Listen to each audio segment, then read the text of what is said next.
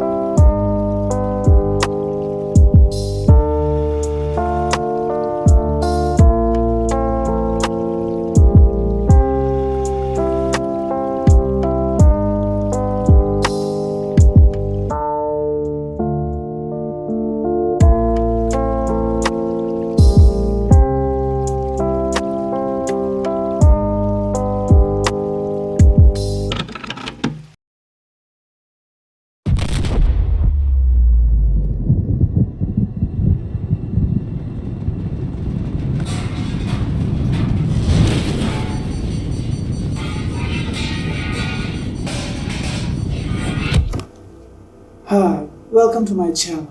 And today we're going to talk about the indie game Subnautica. Now, I've played Subnautica for a while, and if a game starts like this, then you know that the game is going to be good. When I heard of Subnautica, I thought it would be like any other survival game, that I would be on a deserted island, planet, etc., and I would have an objective.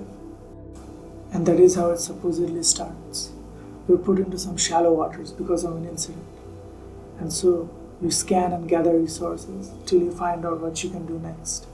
Subnautica doesn't have any legit linear experience, so you do not know what you can do next. The only thing you can do is survive for the first moment.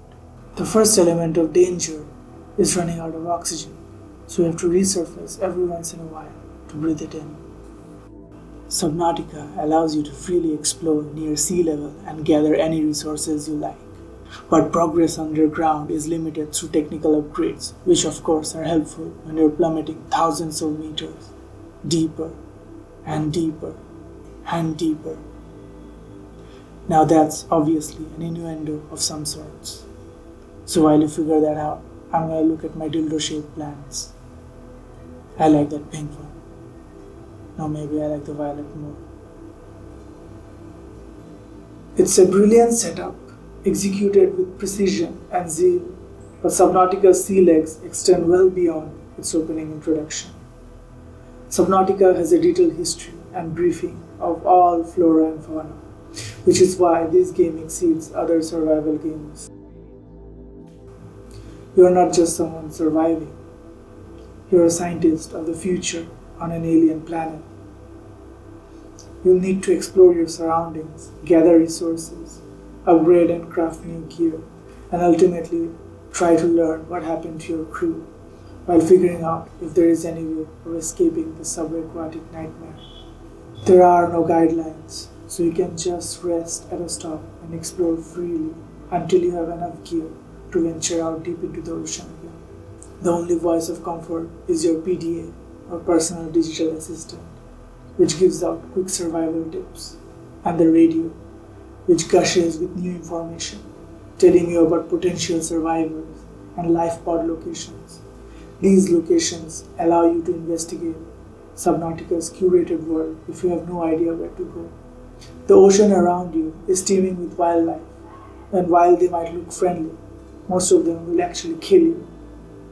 From tadpole-shaped biters that nibble on your health, to blood-sucking radiated leeches, to tiny glow-in-the-dark grubs, Subnautica has a diverse array of creatures to discover and scan.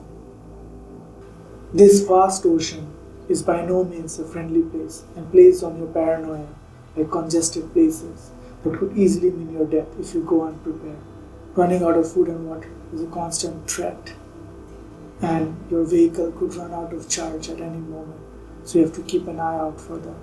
But the greatest feat of Subnautica is undeniably its sound design. You will often hear the distant, or worryingly not so distant, roars and wails of unknown creatures from across the murky expanse of its several ecologically distinct biomes, while the game's smart deployment of hunting coral and futuristic techno tracks powerfully invokes the alien operatic scale of your briny surroundings. While you can defend yourself with a handful of weapons, there hasn't been a moment where I haven't heard the roar of a leviathan and run back to safety before looking behind and shitting myself. I'm gonna stay at my base and look at my dildo plants and never go out again. Thank you. But Subnautica goes even further by establishing an interesting narrative, while other survival games offer a more sandboxy feeling, thus maintaining the game's forward momentum by drip feeding contextual information and dramatic revelations that enrich your understanding of the world and its many secrets. That's why I sometimes like to relax and take in the majestic music, because as you play, you develop a kind of affection and familiarity with this alien world. Now, there are a few jagged ends that could use some improvements, even in an indie game, like a better habitat building mechanic, more customization, better land levels that don't feel sluggish and devoid of animal life, maybe even a tool to pin recipes on the home screen.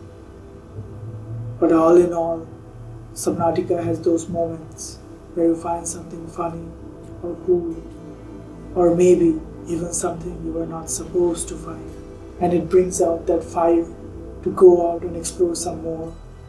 That is why Subnautica is more than a game.